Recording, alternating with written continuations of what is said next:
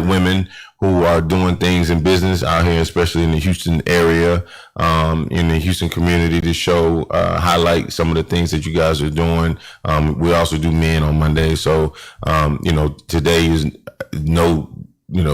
is a great day because you're here, good friend of mine, and of course I know a lot about what you've done and the great work that you have done with your business with the She Collective Group.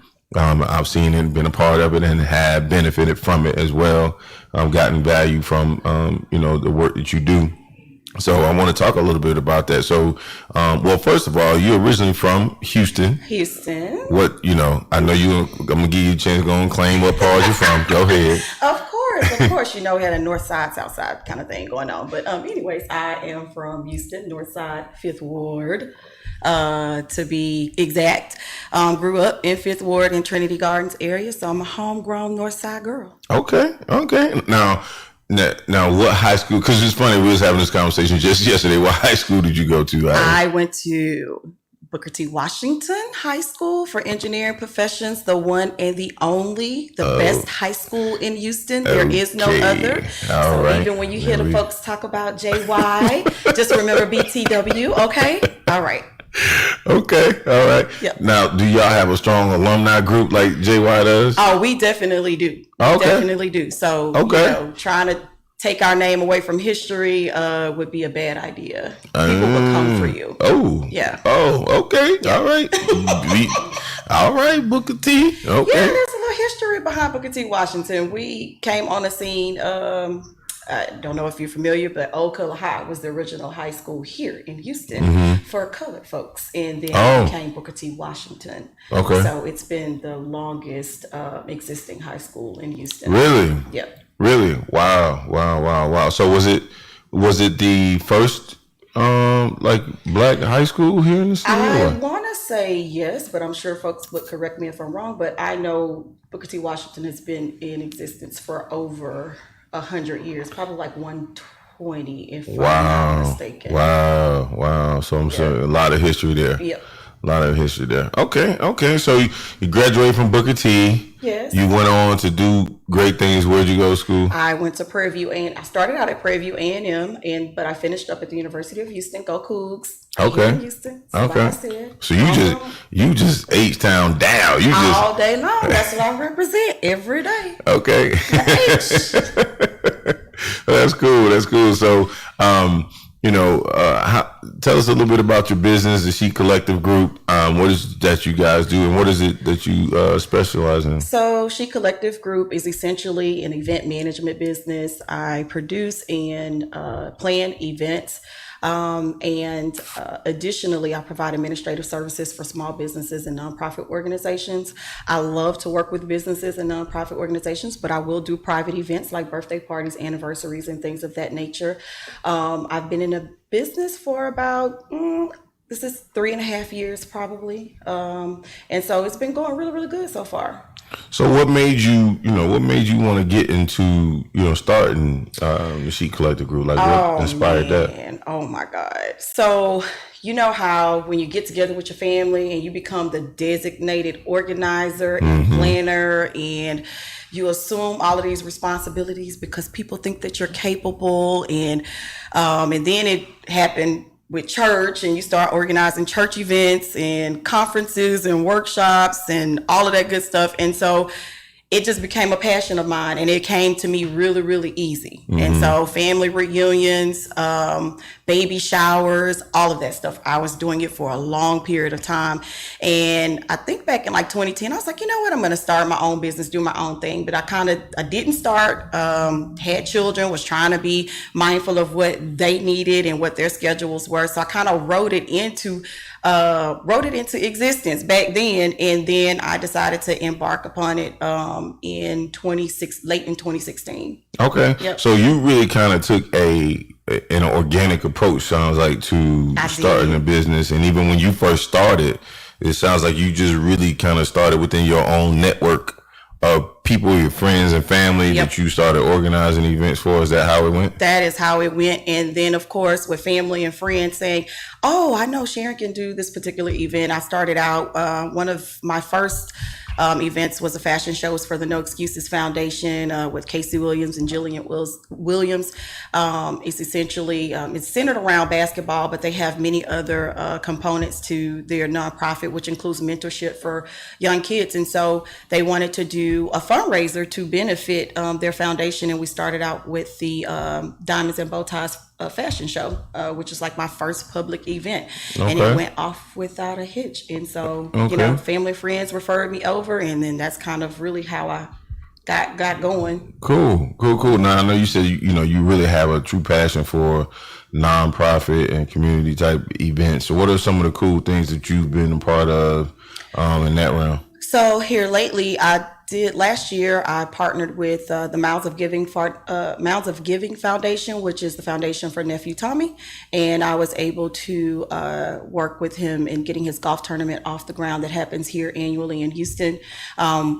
It's not happening this year because of COVID-19, but we've pushed it back to 2021 in May. But that's been one of the cool things. I also sit on the board for the Fox Foundation. De'Aaron Fox who plays basketball for Sacramento. And so we've traveled to Sacramento hosting a bowling fundraiser to benefit the foundation. The foundation primarily supports breast cancer survivors. His mom, Lorraine, is... I can't remember the number of years, but she is a breast cancer survivor. And so that's how that foundation grew into what it is today. And then it also serves underprivileged youth.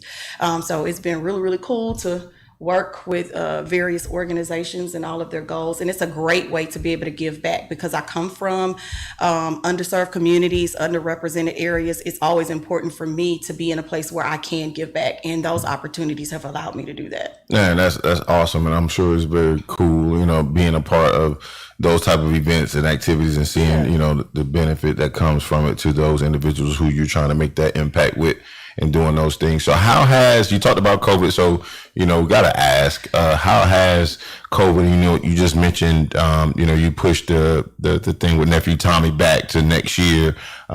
In terms of I know you've seen a drop in business, but how has it impacted you and your business as it relates to the event planning? Because I know a lot, especially when you're doing larger events, like they're planning so far out in advance, right? You start now planning for next year and that sort of thing. So has it had a huge impact on your business and the things you're doing? It has in terms of the physical events that will happen, whether it's nonprofit or social events. People are not trying to really gather socially or bring people together in an intentional way, because safety and health is the most important. So it has had an effect on the business. However, I think this pandemic has kind of lent itself to folks kind of revamping themselves and recreating themselves. And so I've started partnering with quite a few other event planners and producers where we're doing things virtually. And so we've been able to learn the platforms like Whova and Teams and some other things, so that we can still provide an event planning service, but it just looks a little bit differently. And it requires us to kind of sharpen up some of those other hard and soft skills that we need. I got you. So you basically sound like you what I would call maybe a pivot transition. You just, modified things, just kind of given the current situation. You talked about a little bit, so you've been running a business, you're working with your mother. So I wanted to talk a little bit about that. Like how has, and what's the conversation been with you and your kids as it relates to the COVID situation? Right now, or even earlier on when it first started, because I don't know if they're not mine, and they glad they're not in school. But I don't know if your babies are like that. My knuckleheads glad they were out of school. So children do not change. Children are excited about not being in school. At first, they were excited about not being in school. I have a 14-year-old who 8th grader transitioned into the 9th grade. So at first it was pretty cool not to go back to school. But then after about 3-4 weeks, I miss my friends, I miss my activities, and those kinds of things. So it's been, the conversation has been around in terms of COVID-19 is just explaining to them how serious it is and how it can impact health and how we still have to be preventative in terms of how we engage with folks.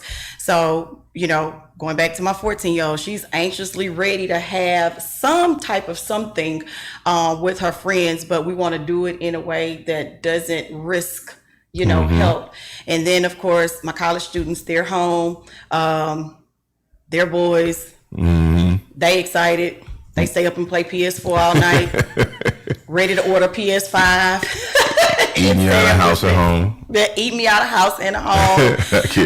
Look, thankful one of them did get a little job, so he's working, so he's able to have some money, save some money, but it's the saving of the money is for going off to school. But it's just continuing to have the conversations with them so that they're aware of what's going on, keeping them informed, and then just finding other ways to interact and be with each other. So, family time, I mean, we're playing everything from spades to Uno to some other crazy game that they've kind of introduced me to from some app or something. I don't know. I'm just open to everything as long as it allows us to spend time together. So yeah, that's cool. So you full package. So in terms of you running the business, you got your family at home, and now COVID forced everything for everybody to stay home.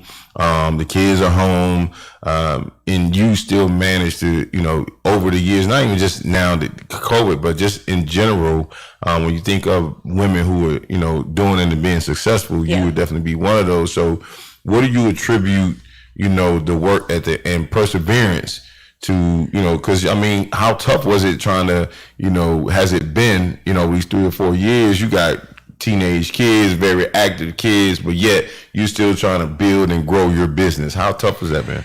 I mean, it's a challenge, but so from very beginning, when I started my business, it was a conversation with my family and sharing that that's what I wanted to do. And so they've been very, very supportive in terms of even when I've had events, how can they help? Can they, whether it's logistics and loading up or unloading or being present, whatever it is. So they've been very, very supportive, but being able to juggle it all, I think I've kind of learned that from the very beginning, having multiple children who've played basketball, football, track, and done it all, and having different schedules, having to be in different places at different times.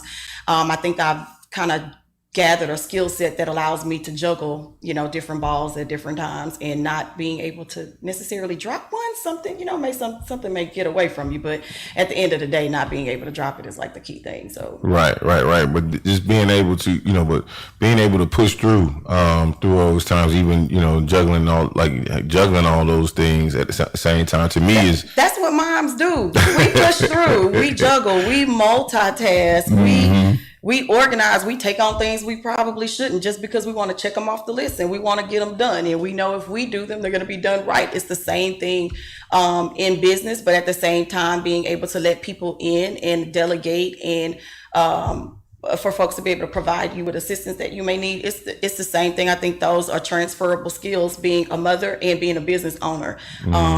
Those things have served me right in business.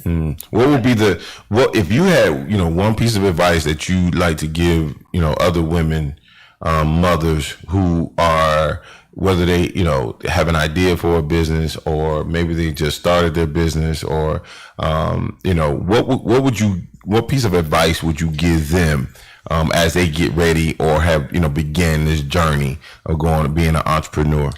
So the first thing I would say would be, don't wait, because I tried to wait until the perfect time. There never was a perfect time. You just have to go ahead and move forward. Don't wait, and don't be fearful. Don't let all of your ambitions and your desires succumb to fear. Don't worry about what you don't know. You're going to learn it along the way. And if you're able to, find a mentor, business mentor, someone who doesn't mind taking you under their wing and giving you like the basic layout of business, don't turn that down. Allow people to give you some information that can be helpful. But I will say your journey is individual. You're going to learn some things along the way that maybe nobody can share with you. It it just kind of comes along with the territory. But I definitely would say don't wait and don't be fearful about entering into a space where you feel like it's the unknown. Go for it, because you got it. Because a lot of times you're right. I mean, a lot of times that fear could be the thing that holds us back from doing so many different things. And, fear could be used a number of different ways, but definitely when you are trying to open a business, you do have a lot of people who tend to, they want to be perfect as, in terms of their own mind of what their idea of perfect is, in terms of starting, in terms of just launching, in terms of just taking steps. Yes. And I am with you on that. I do think that, it's important. The most important thing is to take that step.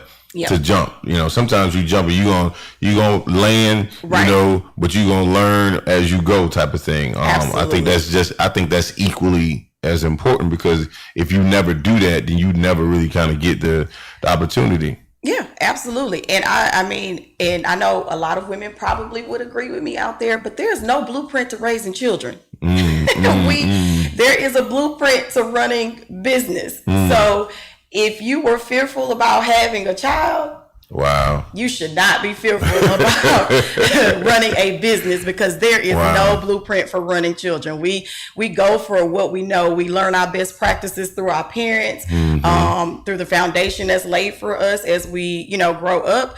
And so there's no one way to raise a child. So if you can do that, you can run business. Wow. You just gave a lot of perspective on that. Now that's, that's definitely something I obviously would never think about, but I'm not having no children, but I definitely understand that. Cause again, I do think when it comes to business, a lot of times you just gotta go. You just gotta go sometimes, because you always, even in the world of, technology, even for myself and my own app, right? Like, you get to a point where you feel like, okay, we want the app to do this, but we can add this too. And then you could add this and you could change it and then before you know it, 5 years have passed by, you've never launched the app because you steady try to make changes, advances to get to that perfect thing that you thought it should be. There is a such thing as piloting something. And you put the things that's there, and then you move forward, and people give you feedback. Feedback is not always bad, even though it may not make you feel good, but feedback is good. Prime example, I'm working with a 7v7 organization, and we're hammering out their app and their current web base. And we tested it out the first time this past weekend, and we had some hiccups. And this week we went through calls with the engineer and said, hey, this is what we want to have changed. And they've been able to get on it quickly. So hopefully it'll lead to a better experience this upcoming weekend in Florida. So we'll see how it goes. So are they going to Florida? Yes. Oh. So they are going to Florida. Y'all just going to go where the corona is. So y'all just, the lady who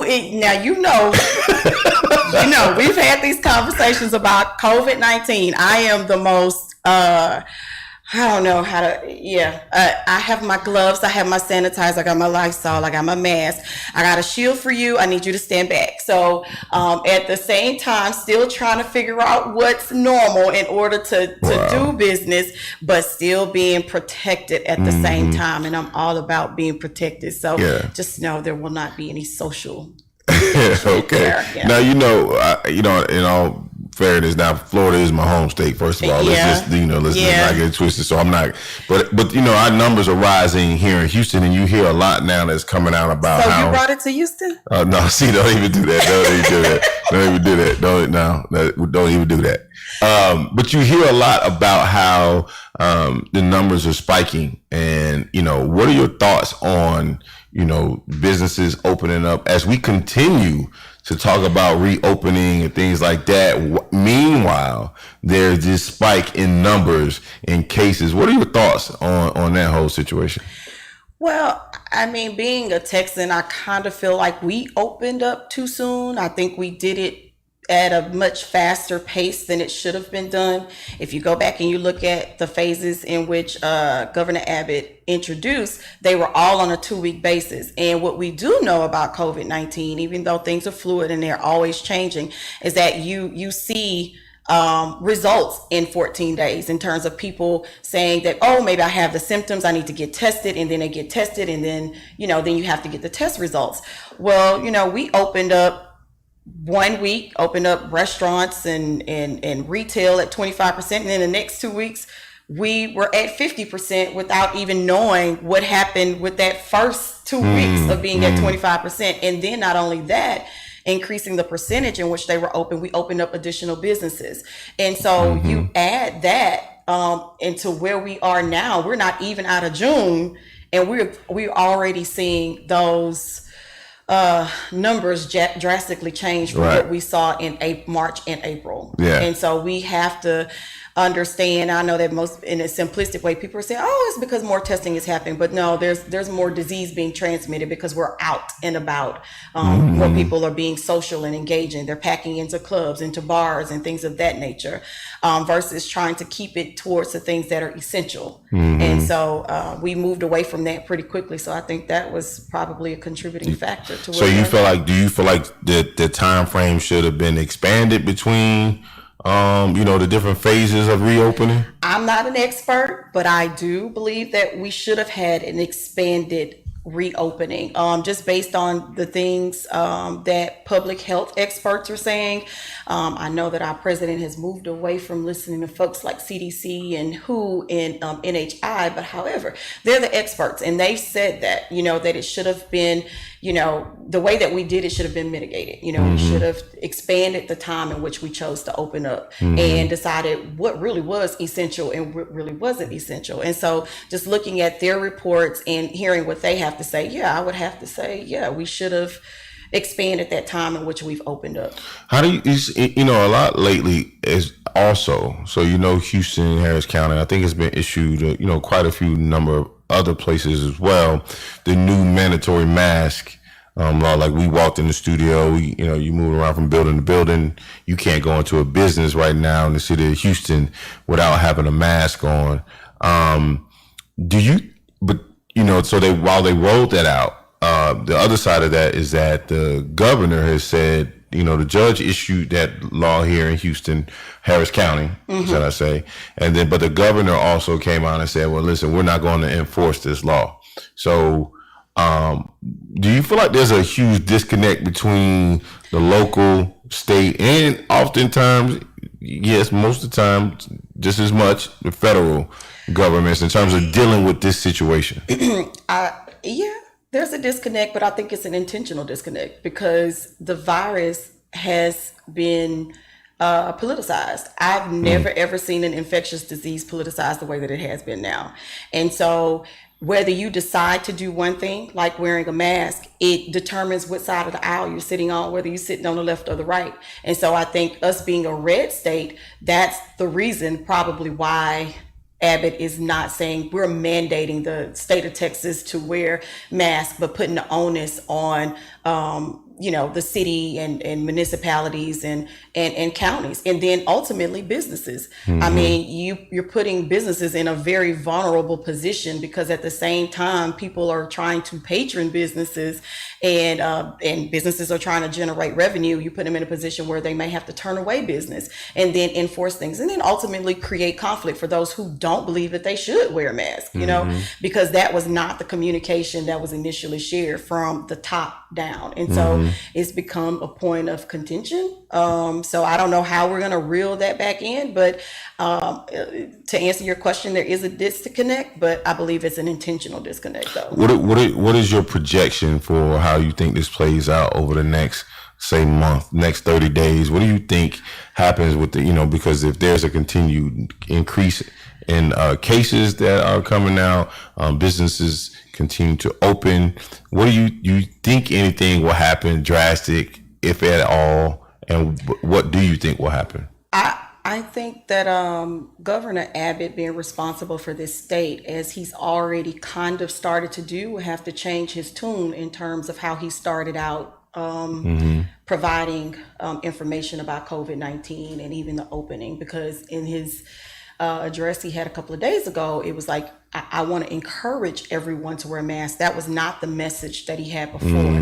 He wanted people to engage in the economy. That was not that was a message prior, but now it's saying stay at home as much as you possibly can without actually issuing those orders or those mandates and things of that nature. So I can see that maybe there will be a pivot in terms of having to make like total decisions about what's best for our state. I know he has to do that for our state. Now, from a federal perspective, I don't think anything is going to change until we see election come, honestly. And then that's going to be a whole different animal. Right. Whatever that is. Right. Man, okay. It's going to be, well, there's definitely some interesting times ahead. I mean, we've already been living in some uncertain times here lately.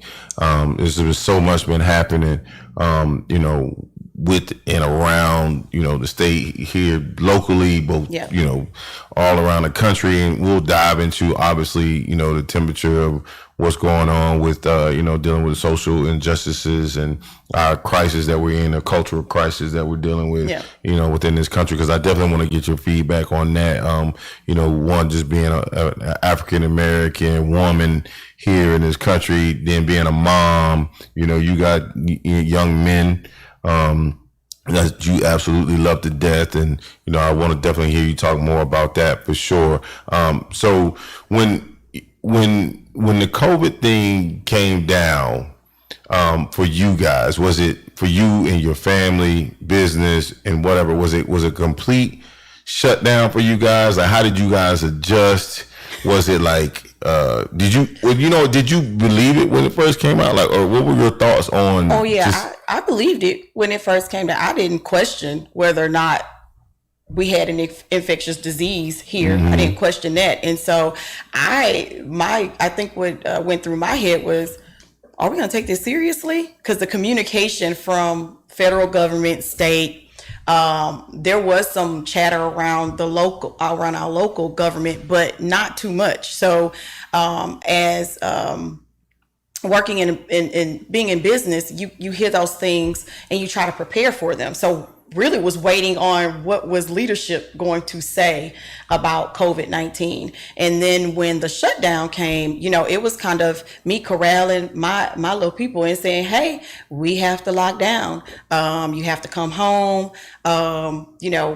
Whatever the next steps were in order to make sure that my folks were kind of safe. What steps are you taking now? And what would you encourage people to do as it relates to their business, dealing with this situation? Is there any particular sources that you go to, resources that you have, that people should also maybe tune into, try to stay, abreast of? Obviously, just kind of given the climate, it seems like it changes every day. It does change every day. Of course, reading news articles and things of that nature around business.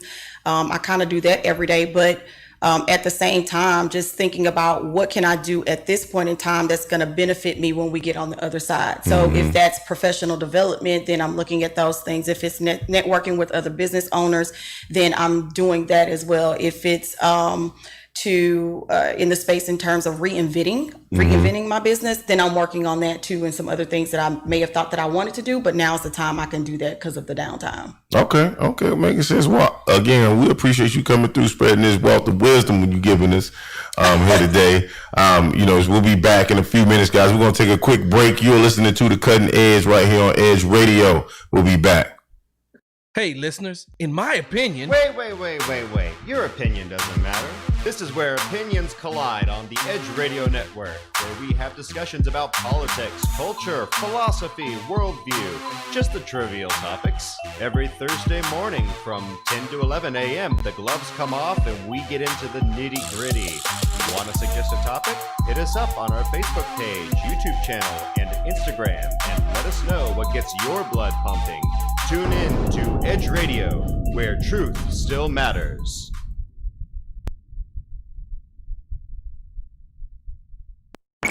Been feeling a little edgy lately? Listen to Edge Radio. That'll push you over the top. 1540 AM and 101.7. 145 over 92. 180 over 111. I had a heart attack and a cardiac arrest and then a stroke. Your blood pressure numbers could change your life. Lowering your high blood pressure could save you from a heart attack or stroke. If you've stopped your treatment plan, restart it or talk to your doctor about creating one that works better for you. Start taking the right steps at manageyourbp.org. Now, trying to get better, stronger than ever. Brought to you by the American Heart Association, American Medical Association, and the Ad Council. This is KGBC, Galveston, Houston, 1540 AM, and K269GS, Pasadena, 101.7 FM. 1540 AM and 101.7 FM Houston, Pasadena, Clear Lake, 1540 AM and 101.7 FM. Edge Radio. Most of us like to be out in the sun. That's why sunscreen and other safety measures are key to protecting your skin from aging and cancer. The FDA recommends using a sunscreen with an SPF of 15 or higher. Also, look for broad spectrum on the label. That means both harmful ultraviolet A and B rays are blocked. Remember, SPF plus broad spectrum equal healthy fun in the sun. Visit www.fda.gov/sunscreen for more information. A message from the U.S. Food and Drug Administration.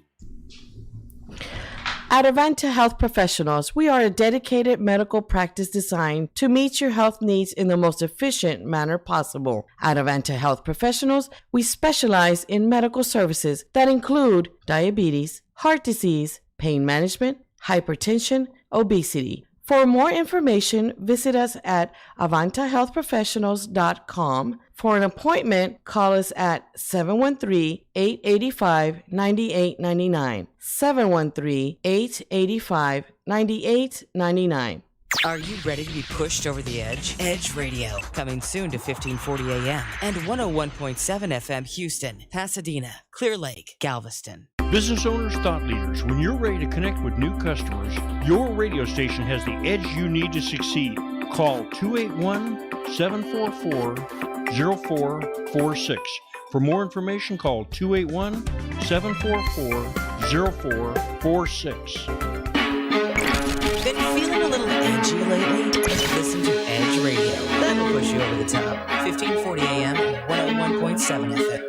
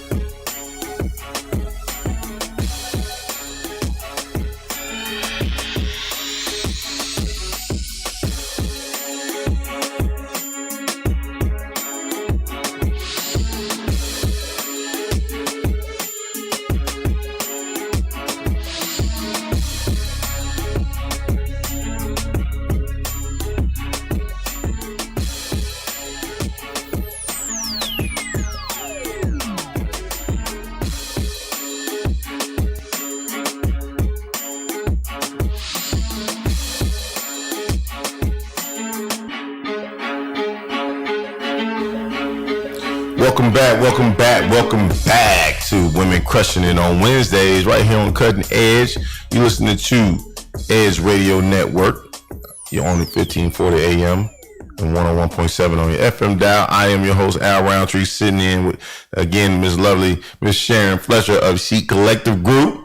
So glad you are here today, and talking about all this stuff with the business and how COVID has impacted you and the family and all these things that are happening right now, having, family being forced to be home, the adjustments that we need to make from a business perspective. Not only from a business perspective, for a professional one too. I think the same approach that we take to, you talked about right before we went to break, about, doing some things to help you grow, change in terms of business are some of the same steps and, things that people probably could do professionally to help them as we, like you said, come out on the other side of this thing and make sure they're coming out on top. I want to ask you about, the whole cultural crisis that we're in right now and where we are with that. And, first and foremost, I want to start off with you as a black woman, in this country. How do you feel? I know that it's happened for years, it's been going on. This is not new so much to us. But what do you feel and think when you see videos, you see images, you see articles, media portrayals of, certain situations as it relates to, one, injustices, two, police brutality or treatment, brute force that we often receive. How do you feel as a Black woman when you see that in the media or just see it happening? It's heartbreaking, honestly. That's the first word that comes to mind, just because a lot of it isn't warranted.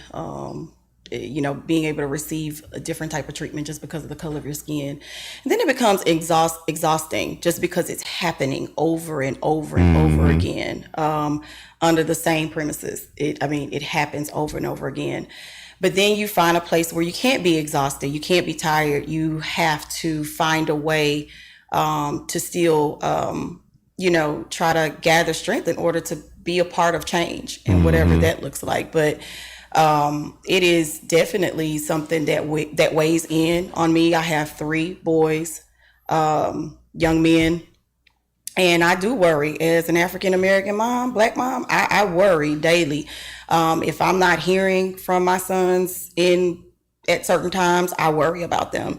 I was sharing with a group on a forum, on a panel, and there were folks from all backgrounds, ethnicities, cultures. And, I just wanted to share a very real moment with them in terms of, sometimes we think that people know these things outside of us being Black folks, but that's not necessarily the case. And so, I just share with them, in terms of my boys first getting their driver's license, it was really, really important that we had a conversation with them about, when they get into their vehicle. I tell my sons all the time, don't ride with your hat backwards, don't ride with your do-rag on, don't ride with a wife beater on, don't have too many Black friends in the car, don't have your music too loud, don't bring too much attention to yourselves. And, it feels...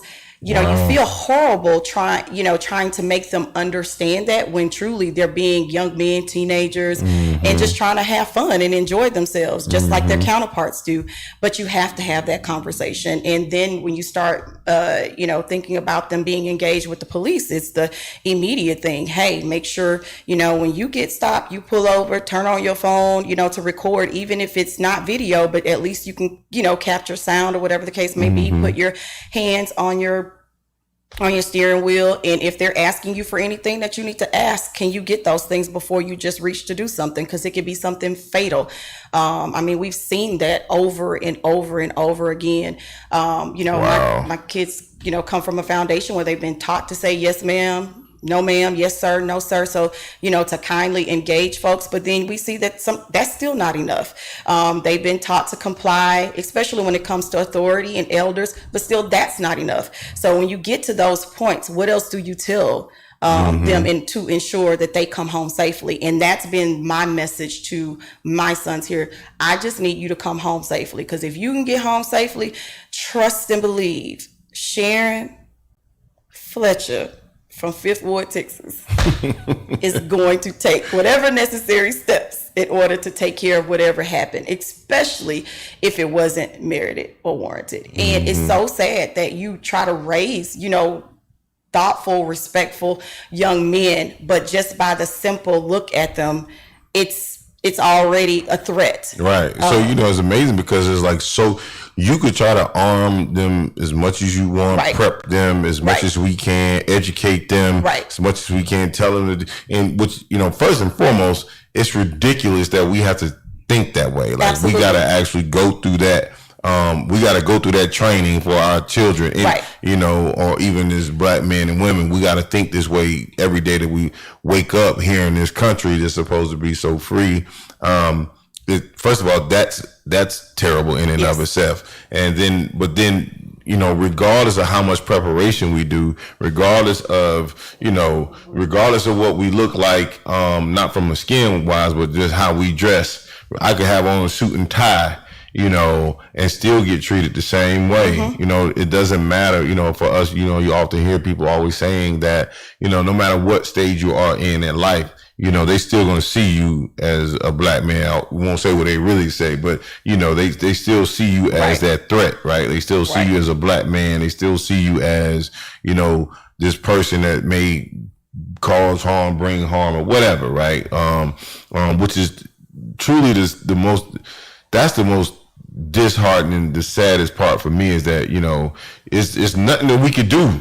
Like we could fly straight and walk straight and, you know, do all these things, but at the end of the day, I can't take this skin off of me. Right. You know, I'm proud of my skin. I'm not saying, but I'm just saying, but you know, there's nothing we could do in that and to help get people to not think or think that we're gonna act or not shoot me because, like you said, I'm trying to reach for. You told me to get my license. Can I reach for my life? Like that is extreme. It is very extreme. You know what I mean? Like that is extreme, That is very extreme. It's appalling that we have to do that. Yep. You know? I agree. You know, and then these instances take place, and then you only get to wonder what that son would have been. Because I often think about Trayvon Martin and Tamir Rice and even Ahmaud Arbery here lately. There was another guy, Sean Bell. I mean, the list kind of goes on and on and on. And these are young men who didn't have an opportunity to live out their dreams. And it makes you wonder, what would they have been? And it's sad that we have to think about what would they have been. And then our counterparts have no understanding of that. It's heartbreaking. But at the same time, we do know that, you know, we have counterparts that are our allies, and that our intentions in terms of having the conversations are not to alienate them. You know, I've shared with some of my counterparts and just saying, hey, listen to the stories or listen to the conversations to understand and not to respond or to solve. Because if it was a quick solution, then we wouldn't be here right now. The same, I mean, I remember I saw this sign on Facebook. I think it was an older gentleman saying, we still fighting for the same stuff we was fighting for in 68. Like I'm 80 years old and we still doing the same thing. So if there was a quick fix or if there was a solution that could be offered to stop it right now, it would have happened by now. So, you know, when you're hearing Black folks talk about what's happening, you just need to listen and you just need to understand what's happening and try to get a greater understanding so that there's a conversation that can happen that ultimately can I guess result into change or transition into change. And one of the forums that we were on, it was people were like, oh, we're you know, we just kind of tired of talking about it. But my thing is if you don't talk about it, then you can't get an adequate response to it. So are we talking about it to solve it, or are we just talking about it? So you want to skip the step. You have to really. Well, see, you know, you mentioned them listening and people talking about it. But I think the problem is that they're not receptive to it. So like, you know, it's one thing to listen, but it's another thing to really be receptive and receive, you know, the message of the stories, the message, you know, the hearing what people are going through and truly understand where they're coming from, truly understand the experiences that they have in their daily walk in life, understanding what it's like to see somebody who looks like you, repeatedly being killed, repeatedly being, you know, charged, serving longer prison times than everybody else, and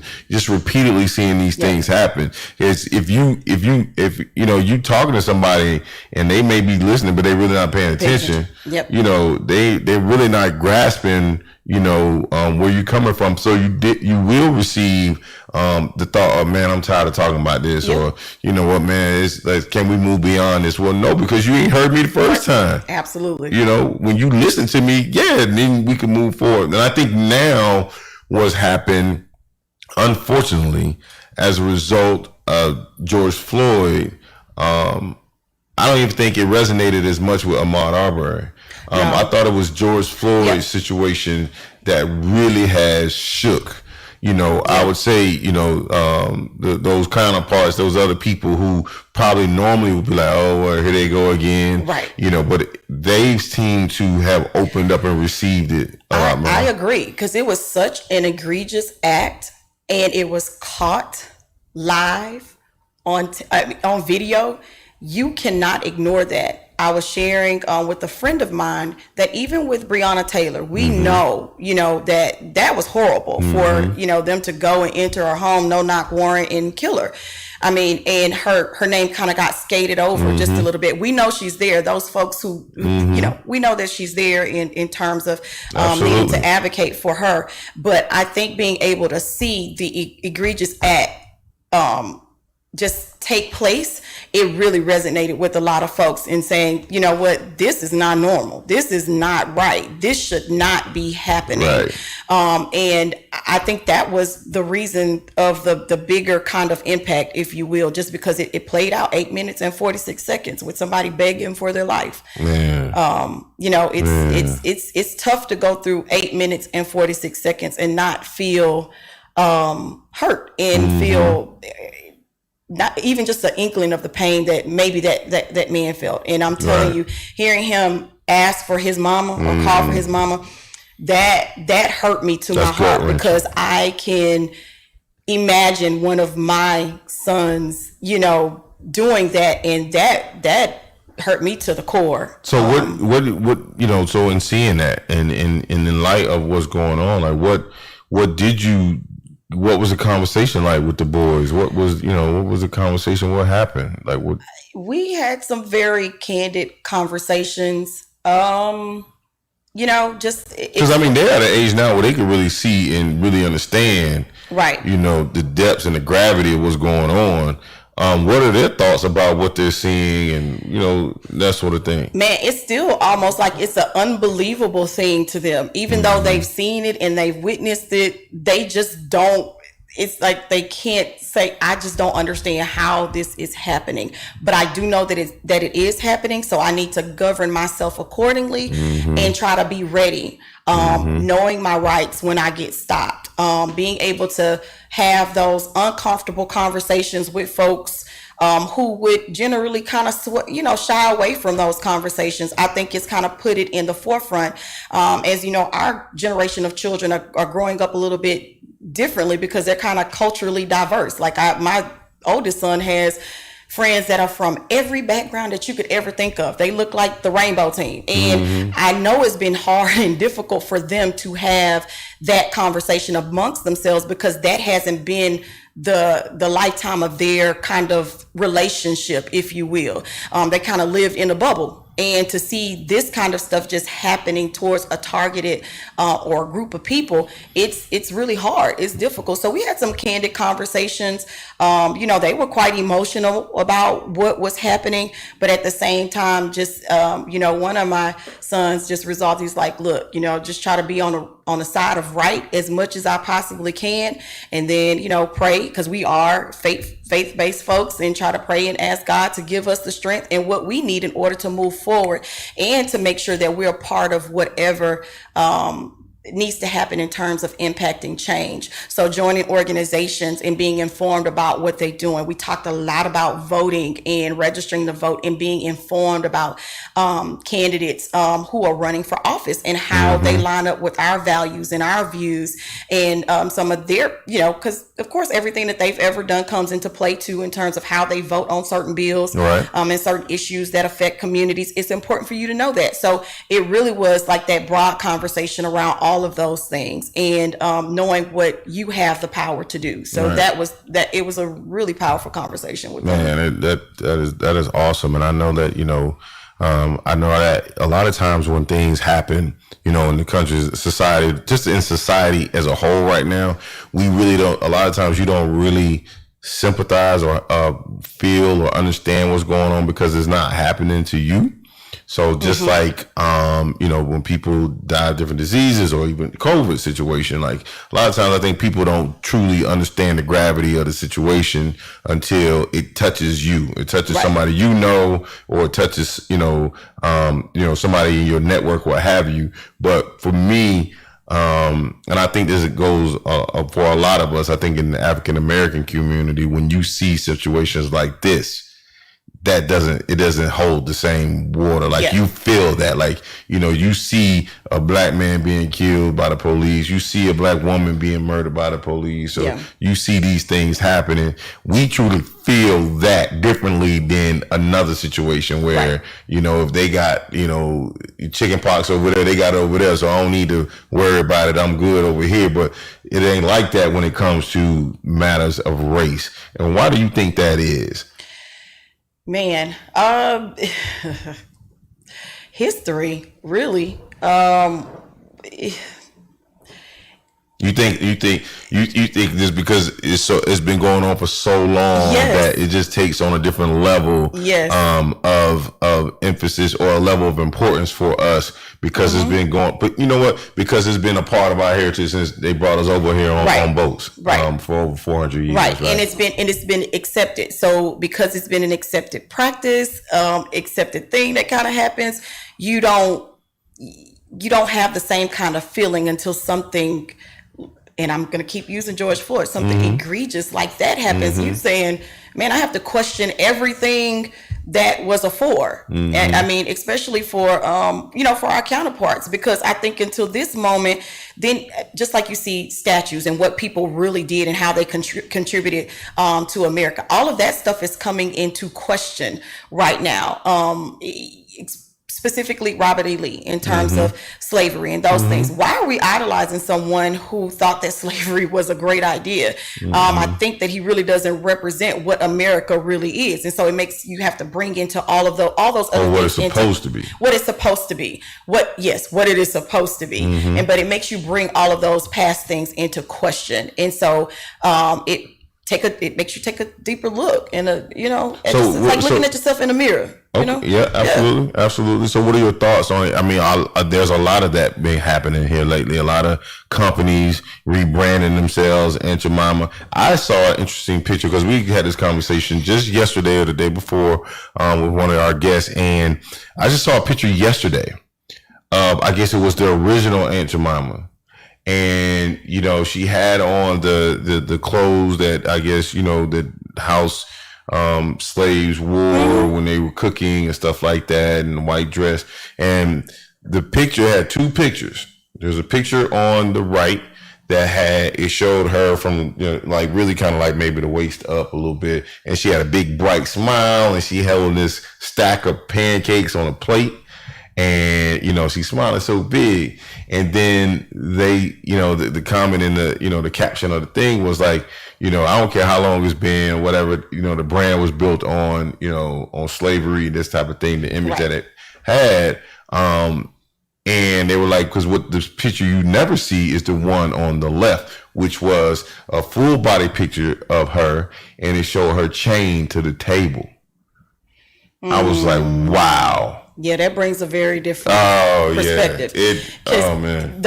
We've had conversations about Aunt Jemima, and you know, the brand, and you just think, oh, that's the brand that I relied on in terms of me going into the store, buying pancakes and buying the syrup. You know, if you didn't do a deeper dive, you know, it was representation of us. So we thought, okay, this is what we're doing. But to vividly see that image, it will change your entire perspective. And it did. For me, it did, because just yesterday I was like, I was on the show, we had some brothers from Emerging 100, Black Men in Houston, and I said that on air. I said, you know, man, I don't understand why it seems like it, you know, it's kind of evolved since from where it started and all of that. But then, you know, right after the show to go see that.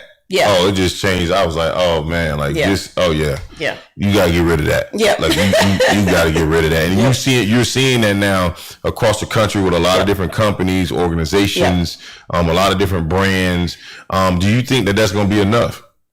I don't think it's enough. I think, you can put out a great message, a great PSA saying you support Black Lives Matter, but I need you to show that in your actions.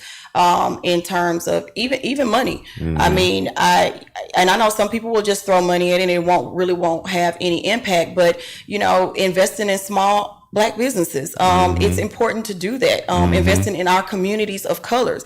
I mean, when you go it's just gonna say go through Fifth Ward. There isn't a HEB there. There isn't a Kroger there. You know, some of those big name stores that will bring value, not only, you know, in terms of the groceries that are accessible, but then aesthetically what that looks like in our neighborhoods. So really put your action where your mouth is and your pen is in terms of supporting Black lives. Oh man, that's awesome. That's an awesome thought. And, you know, because it goes beyond just the surface level of saying we support or, you know, we're going to make this move to support. So you're absolutely right. So taking that type of move will definitely, you know, increase the value of the neighborhood and that kind of thing. We're always seeing our neighborhoods kind of being taken from us because they go raise the taxes, you know, they go do all the, gentrification and things like that. So you're absolutely right. So, you know, Sharon, where can, you know, I thank you for coming on the show today. It's definitely been a delight as always whenever we talk. And where can people go find you in the Chic Collective if they want to get together with you? And I'm on both Instagram and Facebook at Chic Collective Group. And I also have a website, www.chiccollectivegroup.com. Okay. All right. Well, good. Well, hey, y'all go sign up, go get engaged with. It's definitely a delight to work with. She's definitely a professional and she will be on you. So I'm telling you that right now. You ain't taking care of your business. She gonna be on you about it now. So have enjoyed you for our Women Crushing It on Wednesdays. Thank you so much for being here with us. And you guys will be back tomorrow. Same bad time, same bad channel. This is your host, Al Roundtree. You listen to The Cutting Edge right here on the Edge Radio Network. Are you tired of hurting? Is there something you would like to do that you can no longer do without pain? This is Dr. Arango with Arango Chiropractic Clinic. It might be time for you to try chiropractic. Chiropractic emphasizes that the way the body is structured is highly related to the way it functions. Spinal misalignment can cause pain, decreased range of motion, and organ dysfunction. Spinal dysfunction can originate from car accidents, work accidents, and other types of trauma. They can also come from improper chronic postures and repetitive motions such as sitting at a computer or daily chores. Doctors of chiropractic use manipulations to the spine and most other joints to restore proper function and decrease pain. For more information, visit us at HoustonChiroClinic.org or call us at 713-868-6166. Our business is helping your business from Galveston to Houston and beyond. 1540 KGBC. Well, give us a call. 281-744-0446. 281-744-0446. Advertising doesn't cost you money, it makes you money. Well, give us a call. 281-744-0446. 281-744-0446. They say singing can help you remember things, so here's some tips for parents out there during these tough times. Number 1. Make sure your kids wash their hands for 20 seconds after they've coughed or sneezed or been outside. 2. Virtual playdates. Social and physical distancing can help save lives. 3. Tell them they're safe and show your love and pride. Yes, we'll get through this together. Find out more at coronavirus.gov. A message from the CDC and the Ad Council. Injured on the job? For the past 3 decades, Arango Chiropractic Clinic has been treating patients who have been injured on the job in automobiles while playing sports or at home. As a result, the clinic has expert personnel who can help you with your workers' compensation or automobile claim to ensure that you receive the best health care and benefits. We welcome and offer same-day service to most workers' compensation and personal injury cases, and honor many other insurance plans. To find out if yours is among them, simply give us a call at 713-868-6166, and we'll be happy to check for you. If your insurance plan doesn't cover chiropractic care, or if you're not presently insured, we offer other payment options that will make seeking treatment easy. Call us for the health of it at 713-868-6166, or for more information, visit us at HoustonChiroClinic.com. 713-868-6166. 1540 AM and 101.7 FM Houston, Pasadena, Clear Lake, 1540 AM and 101.7 FM. Edge Radio. Text and work. Text and pretend to work. Text and act surprised when someone calls you out for not working. Who, me? Text and whatever, just don't text and drive. Visit StopTextsStopWrecks.org. A message from NHTSA and the Ad Council.